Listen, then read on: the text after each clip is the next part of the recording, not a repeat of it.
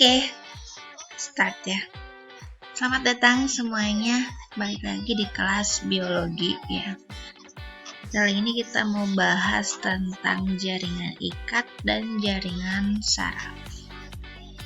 Jadi, pada materi ini kita mau bahas tentang jaringan hewan. Seperti yang kalian tahu, kalau hewan itu adalah organisme multiseluler. Kalau multiseluler berarti tubuhnya terdiri dari banyak sel. Nah, karena banyak sel, maka di dalam tubuhnya itu nanti terjadi pengaturan pembagian sistem kerja, intinya begitu.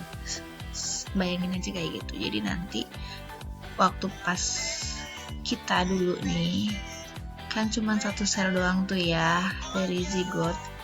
Terus kemudian membelah jadi 2 sel, 4 sel, 8 dan seterusnya jadi banyak.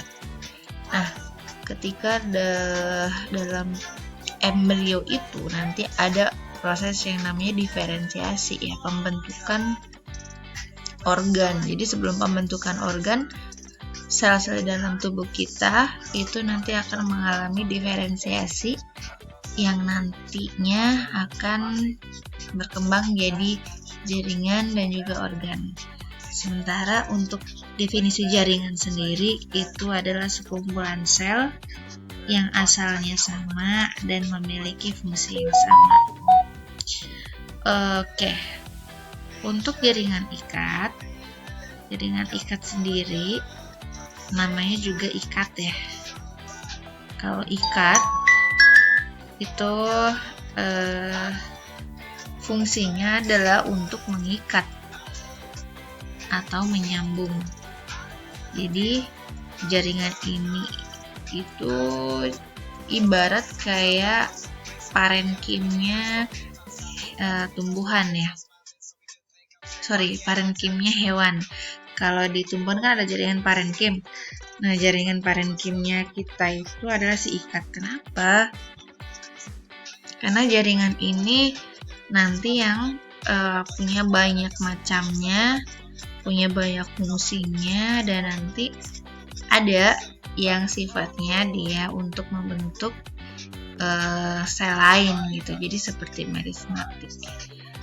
Oke, kita bahas dulu tentang fungsi dari jaringan ikat. Yang pertama adalah untuk mengikat atau menyambung jaringan yang satu dengan yang lain. Kemudian sebagai penyokong, ya, ini di sini contohnya adalah tulang. Jadi tulang itu termasuk ke jaringan ikat.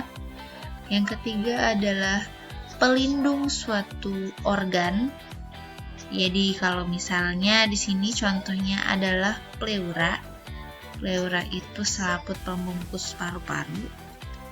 Atau misalnya kalau bagi kalian yang suka bantuin orang tuanya waktu pas bersihin daging sapi atau serupanya, kalian pasti bakal nemuin kayak lapisan tipis di tiap otot ya, di tiap daging atau suatu organ deh misalnya, itu ada lapisan atau selaput. Nah, itu juga termasuk jaringan. Penyimpan energi. Nah, nanti ini bentuknya ada jaringan ikat lemak atau adiposa. Jadi dia penyimpan energi. Jadi for your information, tubuh kita juga punya simpanan energi, bentuknya adalah lemak. Jadi kelebihan karbo di dalam tubuh kita atau asupan makanan, nutrisi itu akan diubah menjadi lemak supaya apa? Ketika misalnya tubuh kita dalam kondisi yang tidak mendapatkan asupan makanan, maka itu akan diambil dari simpanan lemaknya. Dan pengangkutan ini bentuknya jaringan ikat darah dan jaringan ikat limpa. Kita nanti akan bahas lebih dalam lagi.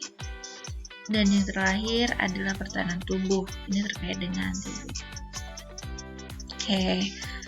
Penyusun jaringan ikat itu ada yang namanya matriks jaringan ikat dan juga sel. Untuk matriks sendiri, dia tersusun atas substansi amorf atau substansi dasar. Jadi substansi ini senyawa-senyawa kimianya.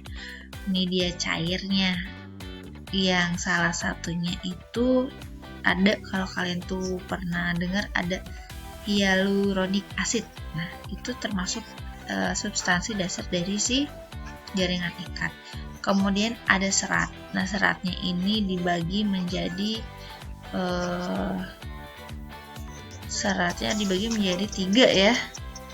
Ini harusnya bagian dari ini. Ini A, B, C gitu. Oke, seratnya 3 macam, ada kolagen, elastin, dan juga retikular. Ini yang ngebedain adalah susunan dan juga bentuk atau protein dari si seratnya. Ada serat kolagen. Kolagen ini warnanya putih. Kemudian dia ukurannya paling besar ya. Paling besar di sini, daya regangnya tinggi. Elastisitasnya rendah. Kolagen ini paling banyak jadi salah satu produk kecantikan ya. Ada tuh minuman kolagen. Nah, itu fungsinya buat apa? Salah satunya adalah untuk menjaga supaya kulit wajahnya tuh nggak kendur gitu. Jadi banyak banget yang pakai kolagen ini buat kecantikan. Kemudian elastinnya warnanya kuning. Kemudian dia punya elastisitas yang tinggi ya. And then, nah ini, semakin tua usia seseorang, semakin menurut sifat elastisitasnya. Dan yang terakhir adalah retikular. Retikular ini lebih halus daripada si kolagen. Nah, kemudian untuk sel penyusun si jaringan ikat, ini nanti ada banyak banget macamnya. Yang pertama ada fibroblast, kemudian makrofag. Makrofag ini yang sifatnya fagositosis ya, untuk kekebalan tubuh biasanya. Kemudian mast cell juga sama, sel mak atau adiposit, sel plasma. Sel plasma ini juga bagian dari si imunitas ya. Sel plasma itu leukosit B. Kemudian sel pigmen, kromatofor, sel darah putih, ini sel darah ya. Kemudian sel mesenkim. Nah, ini sel mesenkim nanti yang akan ngebentuk sel-sel dari si jaringan ikat. Oke, ini adalah komponen jaringan ikat. Ada makrofag, fibroblast, serat kolagen, kapiler darah. Ini darah juga termasuk ke sel jaringan ikat. Serat elastin, matriks. Jadi matriks itu cairannya.